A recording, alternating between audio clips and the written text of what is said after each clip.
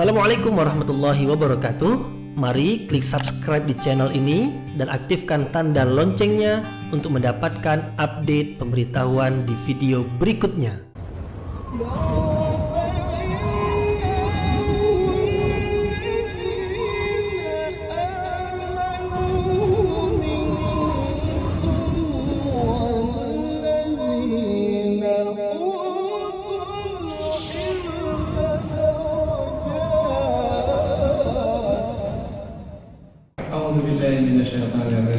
Bismillahirrahmanirrahim. Assalamualaikum warahmatullahi wabarakatuh.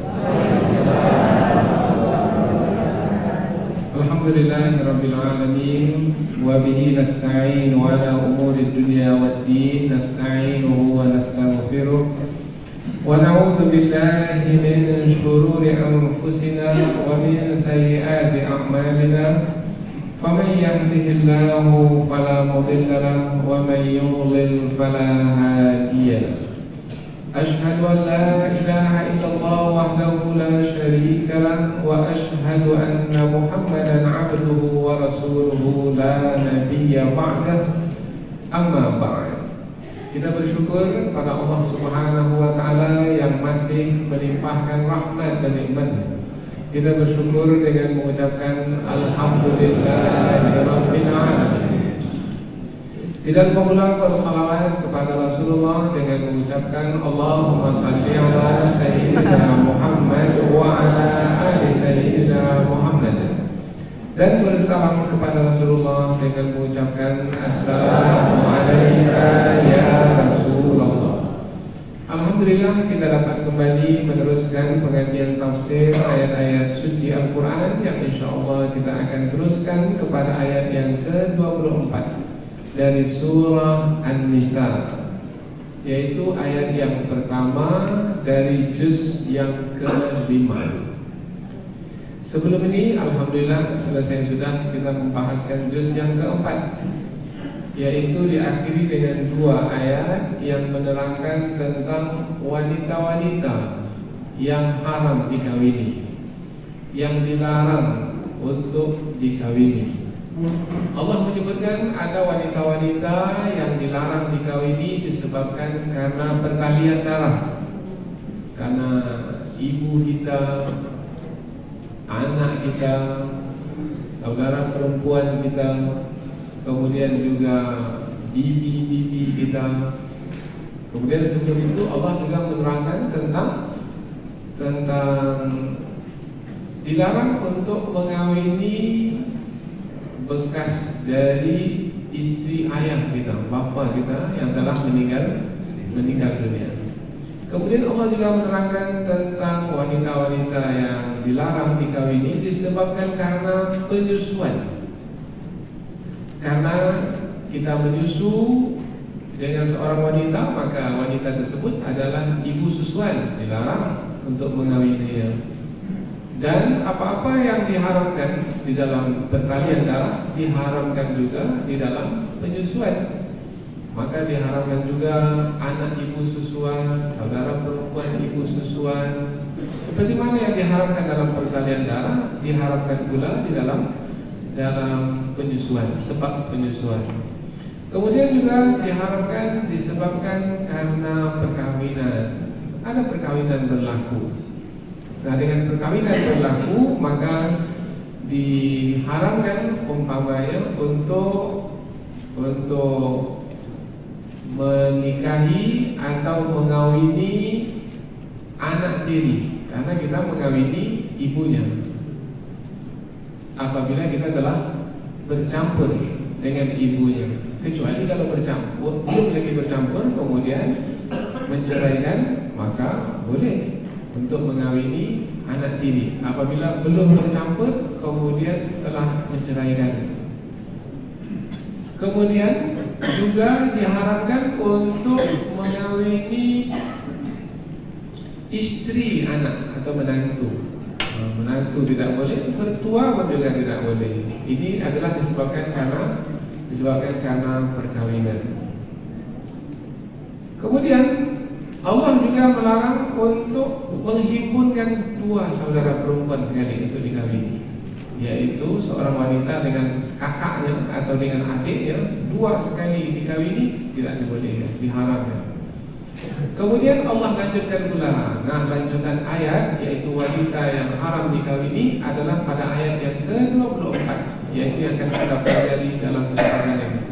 Berarti ayat yang kita pelajari sekarang ini adalah lanjutan dari ayat yang sebelumnya, yaitu menerangkan tentang wanita-wanita yang haram dikawini atau yang dilarang untuk dikawini, yaitu wanita-wanita yang sudah punya suami.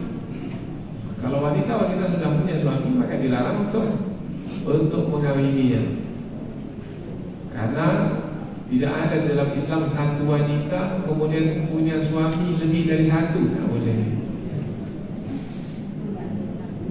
Tidak dibolehkan, tidak dibenarkan. Maka diharamkan mengawini wanita yang sudah punya suami. Nah, inilah yang diterangkan oleh ayat ini. Kemudian ayat ini juga sebagai menyempurnakan ayat sebelumnya tentang wanita-wanita yang dilarang untuk dikawini, karena telah disebutkan siapa saja wanita tersebut, maka selain dari yang disebutkan dihalalkan.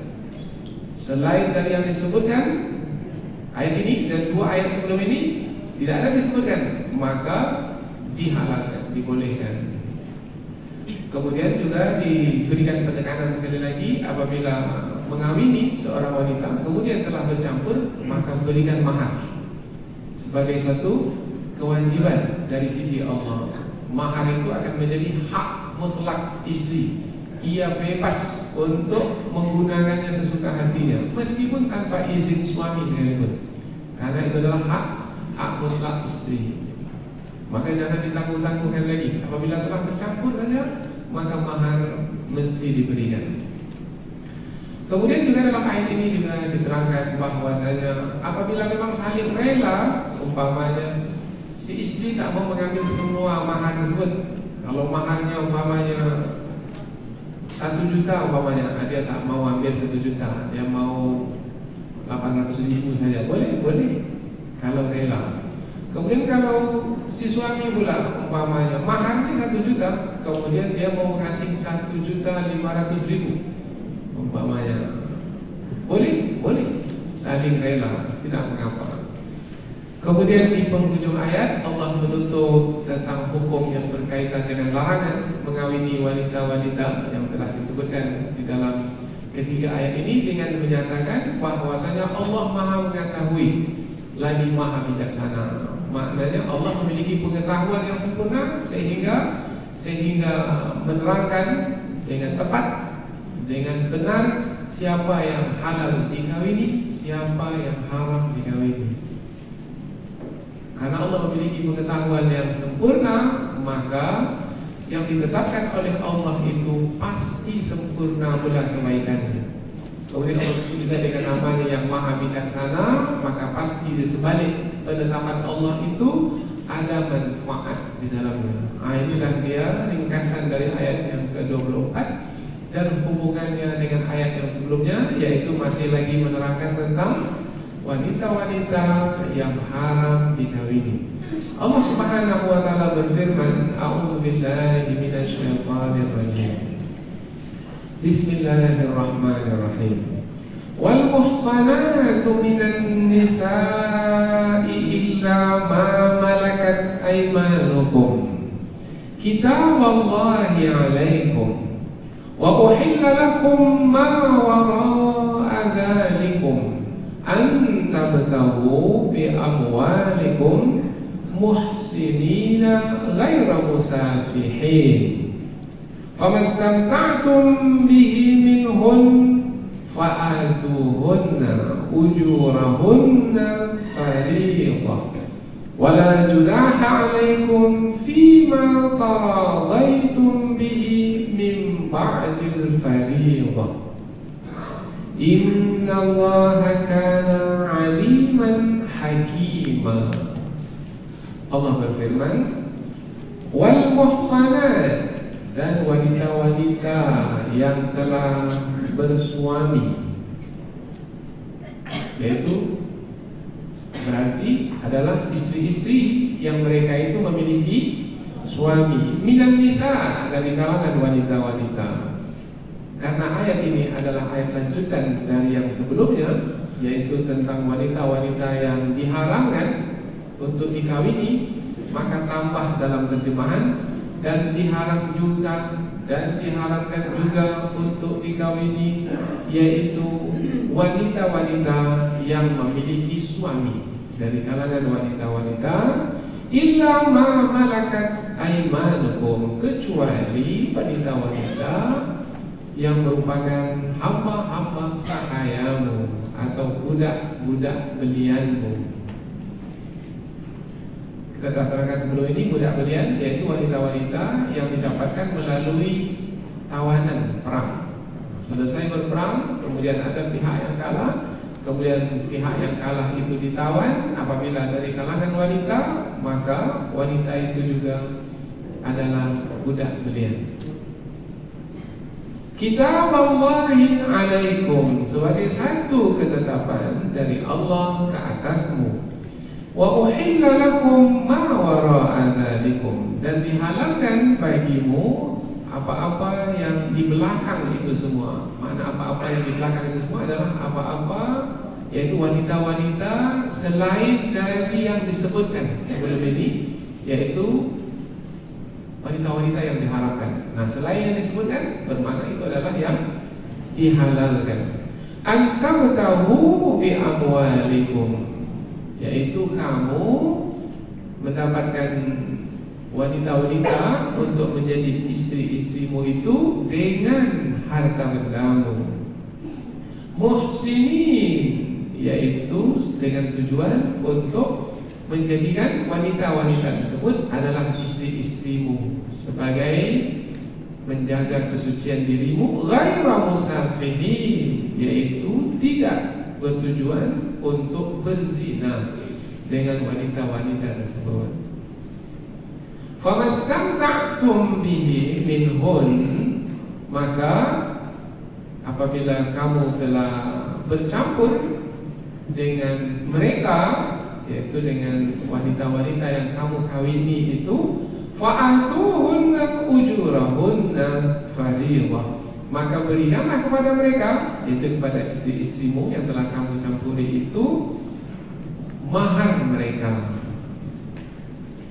sebagai satu kewajiban dari Allah untuk kamu jalankan. Wala junaha alaikum, dan tidak ada dosa atas kamu, atau dan tidak mengapa atas kamu, fima taradaitum bihi, tentang apa-apa yang kamu saling rela dengannya. Maksudnya adalah mahar. Min ba'dil fariḍah, yaitu setelah mahar itu ditetapkan. Umpamanya mahar ditetapkan tadi seperti yang disebutkan, 1 juta. Kemudian istri rela untuk dikurangkan, maka tak mengapa. Kemudian suami pula rela pula menambahkannya, maka tidak mengapa, itu lebih bagus. Innallaha kana aliman hakima, sesungguhnya Allah adalah maha mengetahui lagi maha bijaksana. Nah, jadi dari terjemahan sudah dapat kita ketahui ayat ini masih lagi menerangkan tentang hukum yang ditetapkan oleh Allah, yaitu tentang wanita-wanita yang dilarang untuk dikawini.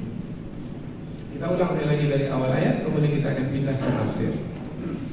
Wal muhsanatu minan nisa, dan istri-istri yang memiliki suami dari kalangan wanita diharamkan untuk dikawini.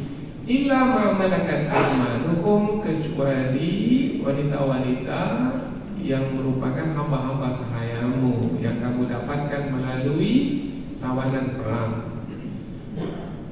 Kitab Allahi alaikum, suatu ketetapan dari Allah ke atasmu. Wa uhilla lakum ma wara'a dzalikum, dan dihalalkan untukmu selain dari wanita-wanita yang telah disebutkan sebelum ini. Antabtahu bi amwalikum, yaitu untuk kamu jadikan wanita-wanita itu sebagai istri-istrimu dengan harta bendamu. Kamu mencarinya dengan harta bendamu untuk dijadikan muhsinin, yaitu istri-istri sebagai penghalang dari melakukan perbuatan keji. Ghairu musafihin, yaitu tidak dengan tujuan untuk berzina dengan wanita-wanita tersebut.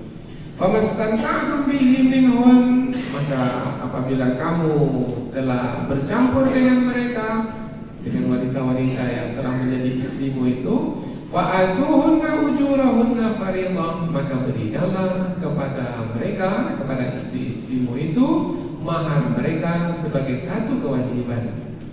Wala junaha alaikum, dan tidak ada dosa atas kamu fima taradaitum bihi, yaitu tentang perkara-perkara yang kamu saling redha dengannya. Min ba'dil fariḍah, setelah mahar itu ditetapkan. Innallaha kana aliman hakima, sesungguhnya Allah adalah Maha mengetahui lagi Maha bijaksana. Jadi ayat ini menerangkan tentang larangan mengawini wanita-wanita yang memiliki suami, baik itu wanita-wanita dari kalangan yang merdeka ataupun dari kalangan hamba sahaya, kecuali apabila wanita itu didapatkan melalui tawanan perang sehingga ia menjadi hamba sahaya. Kemudian suaminya itu pula tidak bersama dengannya, suaminya itu masih lagi berada di medan perang atau di negeri musuh. Istrinya saja yang ditawan. Maka apabila istrinya itu ditawan, suaminya tinggal di medan perang atau di negerinya, maka si istri itu dengan penawanan telah terputus hubungan, telah terputus perkawinan antara dia dengan suaminya itu. Karena telah terputus, kemudian habis masa iddahnya, maka boleh dikawin. Nah, itu pengecualian. Tapi kalau dia bawa sekali bersama suaminya, sama-sama ditawan, nah itu tak boleh. Tidak boleh, karena masih bersama dengannya. Kemudian juga diterangkan di dalam ayat ini bahwasanya Allah telah sempurna menerangkan siapa saja wanita-wanita yang diharamkan. Nah, apabila tidak termasuk ke dalam golongan yang disebutkan, maka dibolehkan. Allah menerangkan ini yang diharamkan, ini yang dibolehkan. Apabila Allah yang menetapkannya, maka tidak ada pilihan bagi manusia untuk menyelisihinya. Berselisih dengannya tak boleh. Mesti bersepakat dengannya, bersetuju dengannya. Yaitu seperti apa yang Allah tetapkan, nah itulah yang dijalankan. Kalau Allah mengharamkan, haramkan. Kalau Allah menghalalkan, halalkan. Jangan haramkan yang Allah halalkan, dan jangan pula halalkan yang Allah haramkan. Karena yang berhak untuk menghalalkan dan mengharamkan hanyalah Allah Subhanahu wa ta'ala. Kemudian Allah memberikan penekanan sekali lagi tentang kewajiban mahar. Jadi tidak boleh mengawini wanita tanpa mahar, tidak boleh. Mengawini wanita mesti dengan mahar. Kalau dapat mahar lebih banyak lebih bagus, kalau mampu, asalkan tidak memberatkan. Tapi jangan sedikit sekali, karena banyaknya mahar itu sama dengan menghormati wanita tersebut. Terangkatlah kedudukan wanita tersebut. Tetapi wanita pula jangan pula meminta banyak-banyak, sehingga apabila meminta banyak-banyak akan muncul kesan bahwasanya ia menjual dirinya. Maka ini pun juga tidak baik, tidak dibenarkan. Kalau mau mencontoh, contohlah Rasulullah Sallallahu Alaihi Wasallam. Contoh pula Rasulullah ketika menerima Imam Ali sebagai menantu, yaitu dengan mahar tidaklah banyak, betul, sederhana. Khairul umuri awsatuha, sebaik-baik perkara itu adalah pertengahan. Kemudian Allah tutup ayat ini bahwasanya Allah apabila menetapkan hukum dari sisinya yang maha mengetahui. Apabila Allah menetapkan hukum dari sisinya yang maha bijaksana, maka tinggal lagi keimanan dan keyakinan kita.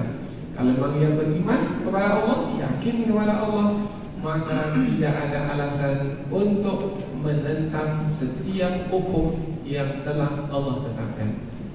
Inilah dia ayat yang akan kita pelajari dalam kesempatan ini, insyaAllah. Sekarang kita pindah ke tafsir ayat, yaitu penjelasan yang lebih panjang dari ayat. Tujuannya kita ingin lebih dekat kepada kandungan ayat dan sekaligus juga menikmati kandungan ayat, dan kemudian menjadi mudah bagi kita untuk menjadikan ayat sebagai petunjuk dan bimbingan. Allah berfirman, wal muhsanatu minan nisa. Wa di pangkal ayat menerangkan bahwasanya ayat ini adalah lanjutan dari ayat yang sebelumnya. Apabila ayat sebelumnya adalah menerangkan tentang wanita-wanita yang diharamkan untuk dikawini, maka ini pun juga menerangkan tentang wanita-wanita yang diharamkan untuk dikawini. Bermakna ia adalah kelompok yang berikutnya. Sebelum ini sudah ada kelompok-kelompok, yaitu kelompok karena pertalian darah, karena kelompok penyusuan, karena kelompok perkawinan, dan ini pula karena kelompok apa? Karena ini kelompoknya ini adalah karena wanita-wanita tersebut telah punya suami. Tak akan mungkinlah satu wanita punya dua suami atau lebih. Kalau punya dua suami, maka nanti kalau ada anak yang dikandung, anak itu anak siapa? Nah, tak bisa menentukannya. Pernah berlaku pada masa jahiliyah tentang satu wanita suaminya banyak? Pernah. Sampai satu wanita itu suaminya 10. Ini pada masa jahiliyah. Lalu bagaimana cara menentukan anak itu anak siapa? Cara menentukannya adalah siapa yang suka dengan anak itu, maka itu adalah anak dia. Atau dengan cara undian. Diundi yang 10 itu jatuh kepada siapa? Nah, begitulah jahilnya manusia pada masa yang lalu. Maka disebut jahil, bodoh. Kalau dibawa kepada tes DNA pada hari ini, nampak betul tak bodohnya.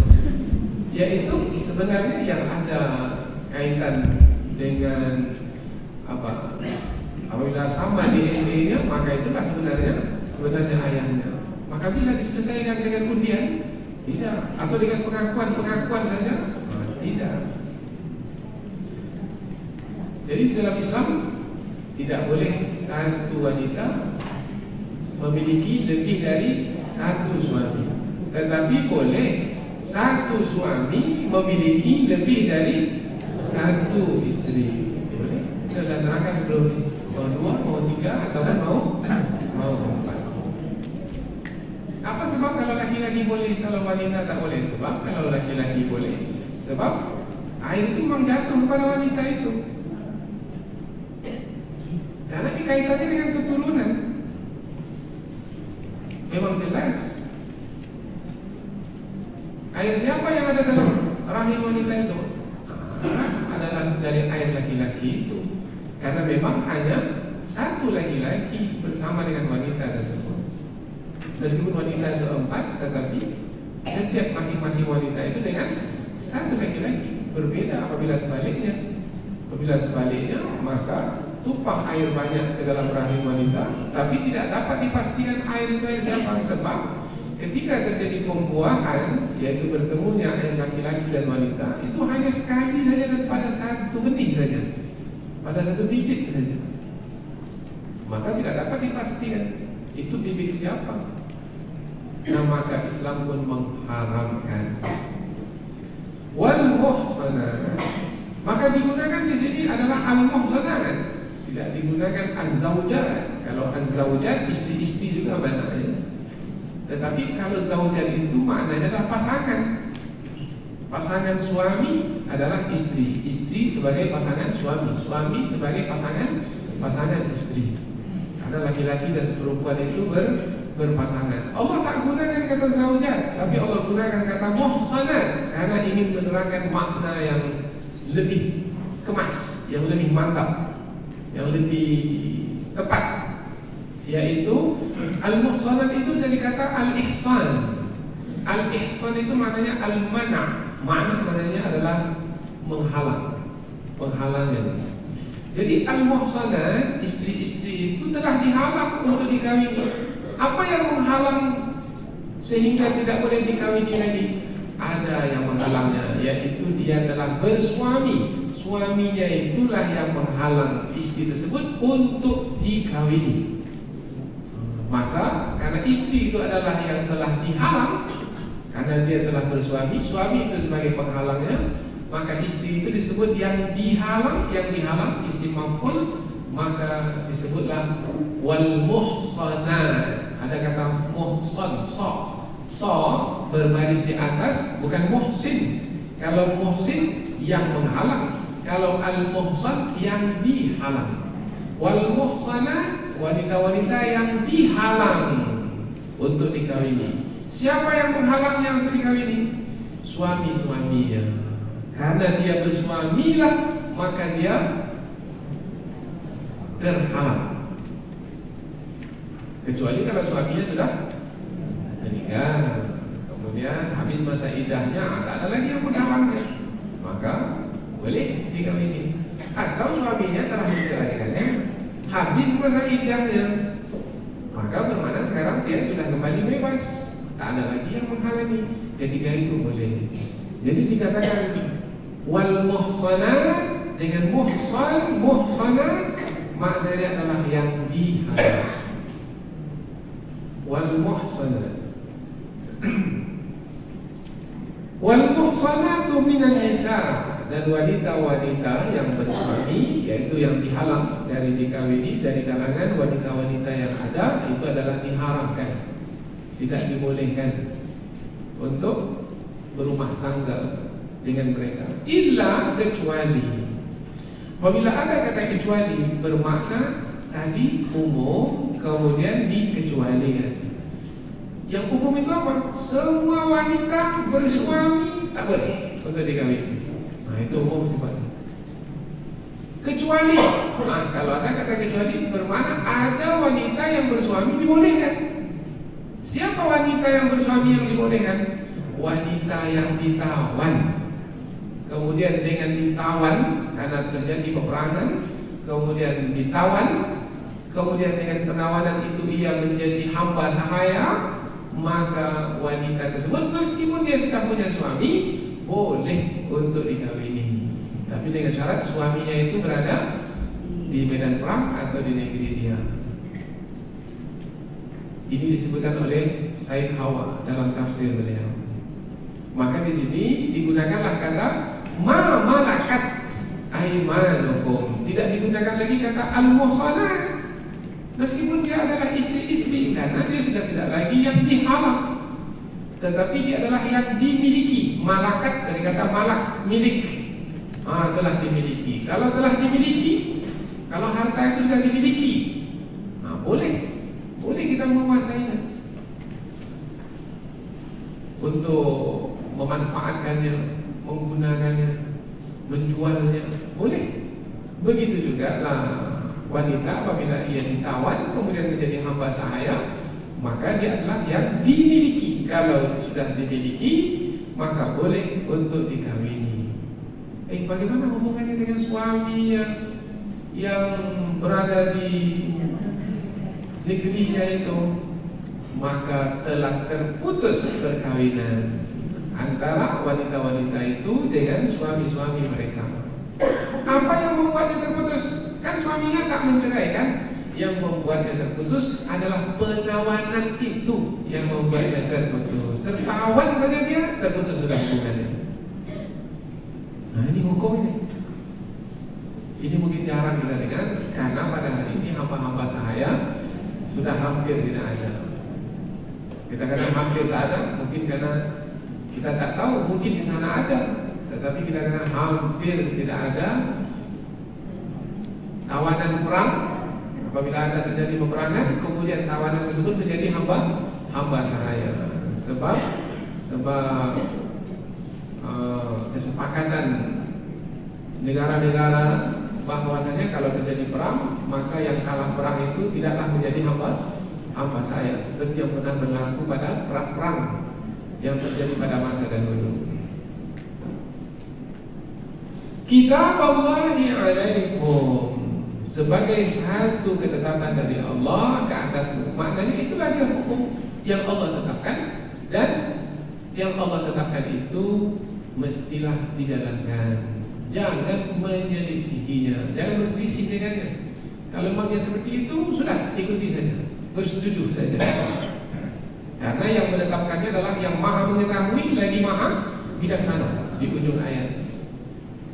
Kemudian kitab berbaris di atas kitab Allah alaikum. Ini di dalam ilmu Al-Quran namanya lil igraq. Maknanya adalah sebagai anjuran. Jadi Allah menganjurkan bahwasanya yang Allah larang itu adalah haram, haramkan. Yang Allah bolehkan itu halal, maka halalkan. Maka yang haram jauhi, yang halal diambil. Yang halal jangan ambil. Yang haram tinggalkan. Itu sebagai satu anjuran dari Allah. Yang anjuran itu adalah sebagai perintah yang mesti dijalankan. Maka digunakan kata kitab. Sama seperti kewajiban berpuasa, Allah juga menggunakan kata kitab, kata kataba, kutiba. Ya ayyuhalladzina amanu kutiba alaikumusiyam. Wahai orang-orang yang beriman, diwajibkan atasmu. Kata diwajibkan itu dengan menggunakan kata kutiba, kaf ta ba. Ini pun juga kitab, kata yang sama. Asal katanya sama. Kitab Allahi alaikum. Wa uhilla lakum ma wara'a dzalikum, dan dihalalkan bagimu atau dibolehkan bagimu selain dari wanita-wanita yang telah disebutkan sebelum ini sebagai yang dilarang untuk dikawini. Jadi setelah Allah melarang, kemudian Allah pula membolehkan. Maknanya yang disebutkan ini dilarang, lain dari yang disebutkan ini dibolehkan. Bermakna ini sebagai penekanan lagi. Jadi mesti tahu ini wanita ini dilarang atau dibolehkan. Maka masuk tidaknya kelompok yang telah disebutkan sebelum ini. Kalau masuk bermakna dilarang. Oh, tak masuk. Nah, kalau tak masuk berarti dibolehkan. Tetapi mesti ingat, ada pula di dalam hadis Nabi yang tidak disebutkan dalam Al-Quran, tapi ada dalam hadis Nabi juga dilarang, yaitu untuk mengumpulkan seorang wanita dengan bibinya. Dalam ayat ini tidak ada. Yang dilarang dalam ayat ini adalah mengumpulkan seorang wanita dengan saudara perempuannya. Nah, ini yang disebutkan. Tapi tidak pula disebutkan dengan bibinya. Tetapi itu disebutkan di dalam hadis Rasulullah SAW. Nah, apabila disebutkan dalam hadis, hadis itu juga punya kekuatan hukum. Wa ma ataakumur rasulu fakhudhu. Apabila ada yang datang dari Rasul, ambil. Wa manahakum anhu fantahu. Kalau ia berupa perintah, ikuti. Kalau ia berupa larangan, jauhi. Nah, jadi mesti lihat ayat Al-Quran dan juga lihat hadis Rasulullah. Tak disebutkan di dalam ayat Al-Quran, tak pula disebutkan dalam hadis Rasulullah sebagai wanita yang dilarang. Berarti bolehlah itu. Silakan. Antabtahu bi amwalikum, supaya kamu mencari wanita-wanita itu dengan hartamu. Supaya kamu mencari wanita itu dengan hartamu. Apa maksudnya ini? Maksudnya adalah kalau kamu mencari wanita-wanita untuk kamu jadikan istri-istrimu, maka mestilah ketika mencari kamu punya harta di tanganmu. Jangan dengan tangan kosong saja mencari istri. Mau dikasih apa nanti istri itu? Maksudnya di sini adalah berbutkanlah kamu dalam mencari wanita-wanita untuk kamu jadikan istri. Karena kamu macam mana mau menjalankan rumah tangga tanpa bekal harta? Kamu mencari istri untuk berumah tangga supaya kamu bahagia. Nah, di antara bekal untuk membawa keluarga kepada kebahagiaan adalah dengan harta. Salah satu, tapi bukan penentu. Mudah-mudahan nanti ketika berumah tangga harta itu dibanyakkan lagi. Tapi pastilah dengan harta di tangan.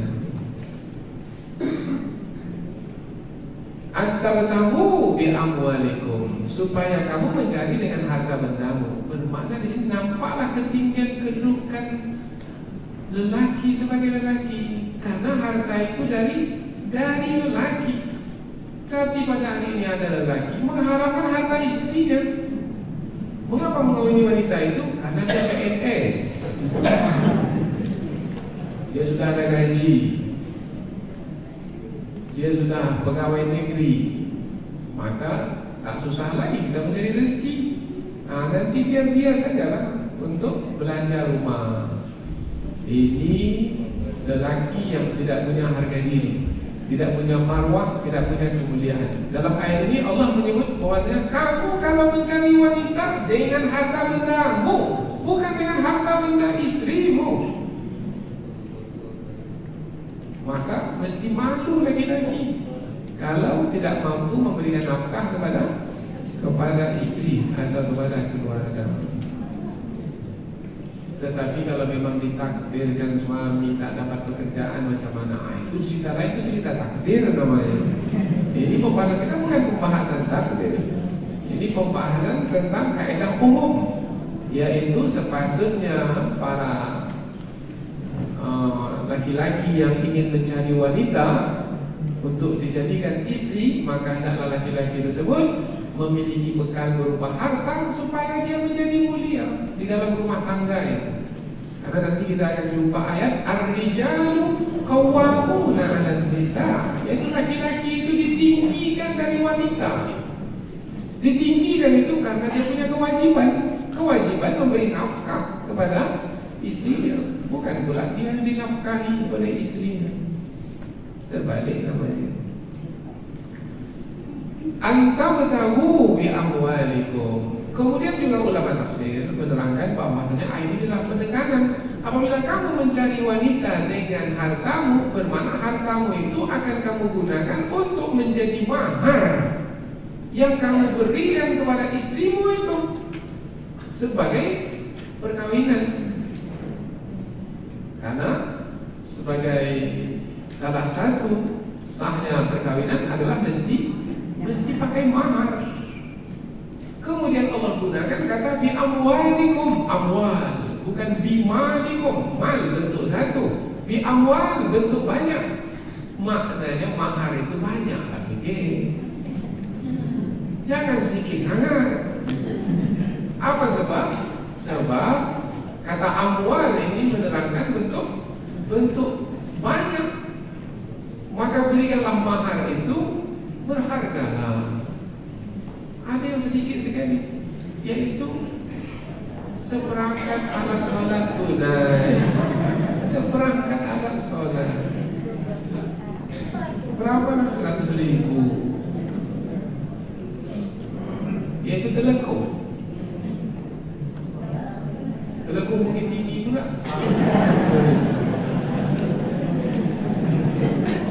Murah sekali. Allah gunakan kata bi amwalikum. Maka ada di antara ulama tafsir menyebutkan kalau maharnya itu berupa 1 biji buah umpamanya, maka dia bukan mahar, karena tidak disebut sebagai harta. Karena harta baru disebut harta kalau dia punya nilai, ada harga. Nah, berapa yang berharga? Nah, itu telah ditentukan oleh para ulama, yaitu yang bisa dimanfaatkan oleh wanita tersebut. Kalau seperangkat alat sholat bisa dimanfaatkan. Tetapi kalau untuk masa sekarang ini, apalagi di kota, sangat sedikit sekali seperangkat alat. Sebentuk cincin lah, mungkin 500.000 atau 1 juta. Itu berpatutan. Kalau tinggi pula kedudukan wanita itu, maka tingginya pula lah sedikit. Ini sudah terangkan dalam pengajian sebelumnya. Tapi jangan berlebihan pula. Kalau tidak 1 buah rumah besar 2 tingkat, tak mau. Jangan pula lah seperti itu.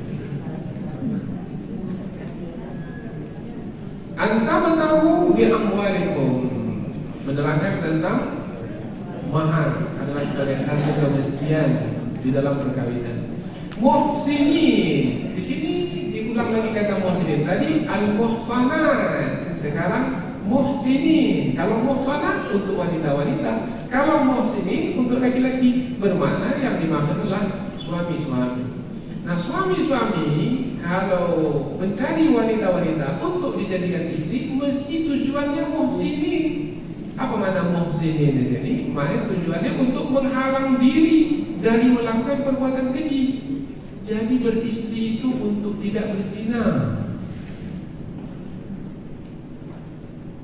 Ini sudah beristri masih juga berzina.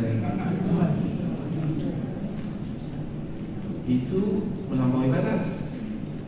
Kalau hukum Islam diberlakukan, dihukum bunuh, mati. Matinya pula dengan cara dilempar dengan batu, namanya dirajam di depan orang ramai sampai mati. Sudah berumah tangga masih juga berzina, maka dirajam. Kalau belum berumah tangga berzina, apa hukumannya? Sudah kita terangkan sebelum ini, yaitu dicambuk rotan dengan 100 kali cambukan. Kalau mati, matilah. Kalau untuk hidup, alhamdulillah masih bisa melanjutkan kehidupan dan menebus diri. Ghairu musafirin, yaitu mencari wanita untuk dijadikan istri, tidak untuk tujuan musafirin. Apa makna musafirin ini? Untuk tujuan berzina dengan wanita tersebut. Atau ada lagi ulama tafsir menjelaskan, musafih ini dari kata safah. Safah itu maknanya adalah menumpahkan air. Sabbul ma, menumpahkan air. Jadi jangan kamu beristri itu tujuannya hanya untuk menumpahkan air saja. Maknanya ini menumpahkan air ke dalam rahim istri, kemudian setelah itu tak kisah sama sekali. Tahu tak kisah? Tak peduli. Sudah ditumpahkan air, kemudian dia tak pergi kemana. Istri itu pula dah mengandung, susah payah, melahirkan susah payah, membesarkan anak susah payah. Dia hanya menumpahkan air saja. Setelah itu dia pergi kemana. Itu hanya dilakukan oleh hewan saja. Manusia sepatutnya tidak melakukan. Tengok itu jantan dengan betina. Ini untuk hewan lah. Sudah ditumpahkan air, jantan pergi ke mana? Betina yang menanggung sebenarnya. Itu tidak sepatutnya berlaku pada manusia. Kalau berlaku juga disebut musafihin dalam ayat ini. Maka Allah melarang, jangan kamu cari wanita untuk kamu jadikan istri sebagai musafihin, ghaira musafihin. Lihat ayat Al-Quran sangat kemas. Untuk menjaga diri, muhsinin. Untuk menjaga diri, jangan menjaga diri dengan musafihin. Maka disebut muhsinin ghaira musafihin. Ghaira musafihin itu penekanan. Karena lawan dari muhsinin adalah musafihin, lawannya. Famastamta'tum bihi minhunna, maka apabila kamu bercampur dengan mereka, bercampur itu tidak berhubungan badan, kemudian mendapatkan kenikmatan. Istamta' al-istimta' maknanya merasakan nikmat, merasakan kesenangan. Suami merasakan kesenangan dari istri, istri merasakan kesenangan dari suami. Yang dimaksud adalah bercampur, berhubungan badan. Kalau sudah berhubungan badan, fa'atuhunna ujurahunna fariḍah, maka berikanlah kepada istri-istri itu mahar mereka. Berarti bercampur saja suami istri, maka wajiblah mahar diberikan kepada istri. Tidak boleh ditangguh-tangguh lagi. Kalau suami belum juga memberikan mahar kepada istri, suami itu berhutang. Kalau belum sempat mahar sampai ke tangan istri, suami itu meninggal dunia, suami itu mati dalam keadaan berhutang. Nyawanya tergantung antara langit dan bumi. Karena mahar itu bukan haknya, mahar itu adalah hak istrinya. Ini dah 10 tahun berumah tangga, mahar juga sudah lunas. Tidak dibolehkan. Maka dalam ayat ini fa'atuhunna fi'il amal, kata-kata bentuk perintah. Apabila Allah memerintahkan, maka hukumnya wajib untuk dijalankan. Fa'atuhunna ujurahunna, dikatakan ujur. Ujur di sini sebenarnya upah. Mengapa dikatakan mahar itu dengan upah? Karena suami telah mendapatkan kenikmatan dari istrinya, maka mestilah istri pula mendapatkan sesuatu dari suaminya, yaitu mahar. Fariidah, sudah terangkan mana fariidah, kewajiban. Yang menetapkan kewajiban itu adalah Allah, karena ada kewajiban itu kita yang menetapkannya. Nah, tapi kalau Allah yang menetapkan kewajiban, maka Allah menggunakan kata fariidah, sama dengan salat fardu. Nah, salat fardu yang 5 itu bukan kita yang mewajibkannya, Allah yang mewajibkannya, maka disebut salat fardu karena fariidah dari Allah.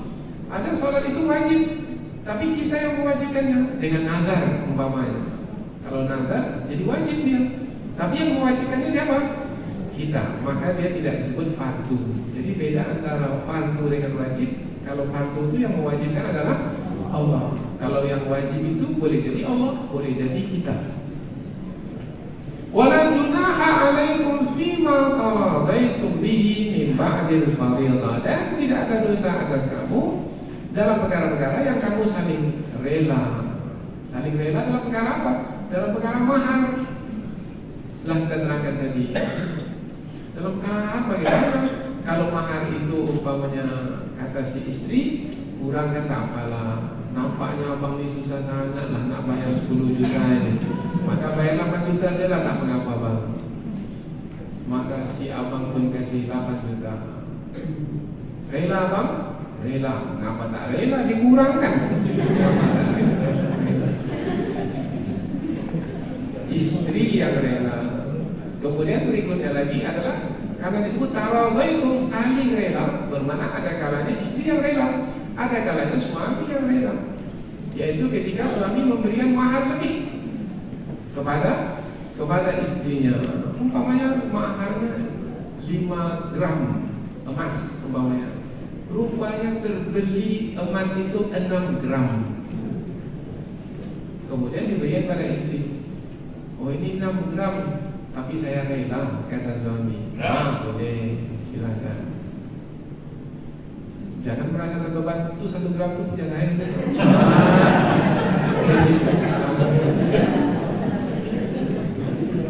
Maka digunakan kata taradaitum adalah untuk menghubungkan antara satu dengan yang lain.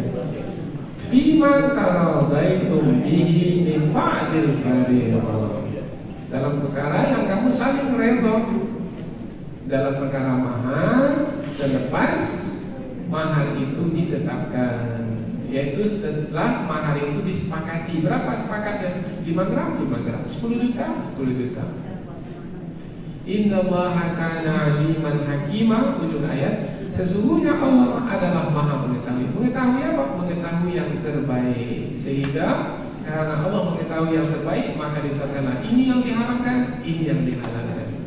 Ini dia mahar yang mesti diberikan apabila telah bercampur. Ini adalah yang terbaik karena datang dari Allah yang Maha mengetahui. Kalau datang dari yang Maha mengetahui pasti terbaik, selama-lamanya akan baik. Tapi kalau datang dari yang tidak mengetahui atau yang ilmunya sedikit, sekarang dia menganggap itu baik karena ilmunya sedikit. Apabila berjalan waktu, kemudian dengan ilmu yang sedikit, rupanya ia ketahui bahwa saya tak baik lagi, maka dia akan rubah lagi karena ilmunya sedikit.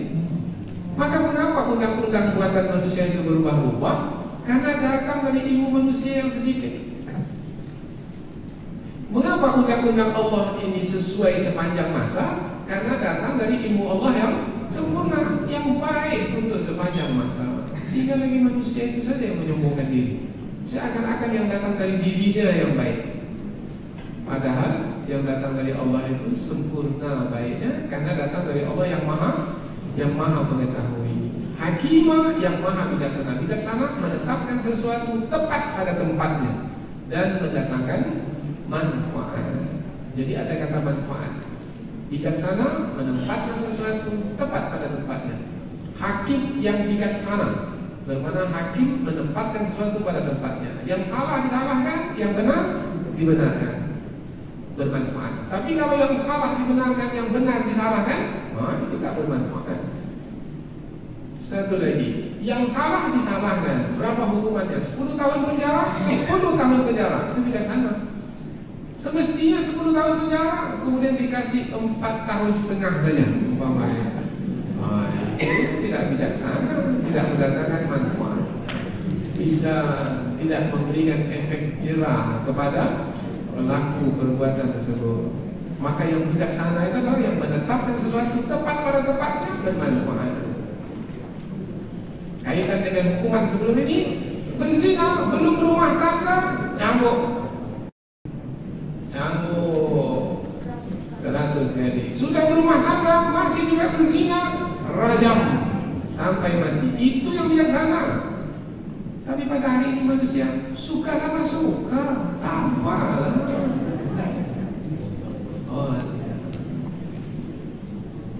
Bahkan sampai hari ini pun masih lagi bertanya-tanya, hukum orang yang memperkosa itu apa hukumannya?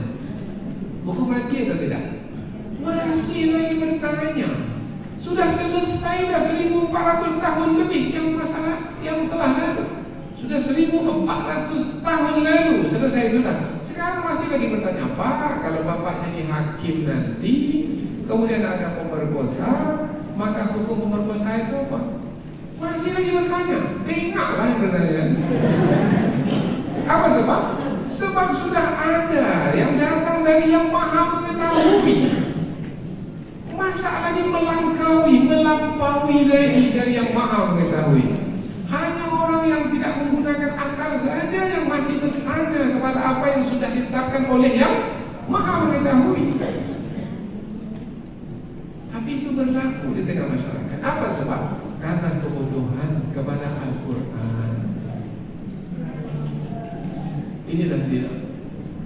Tapi ketika disebut kebodohan, bodoh berat sekali di telinga itu. Allah, ini kata ini berat lah, ini kata kasar lah. Tetapi hanya itu kata yang sesuai, karena Allah sudah menyebutkan afa hukmal jahiliyati yabghun. Apakah hukum jahiliyah? Apakah hukum kebodohan yang mereka cari?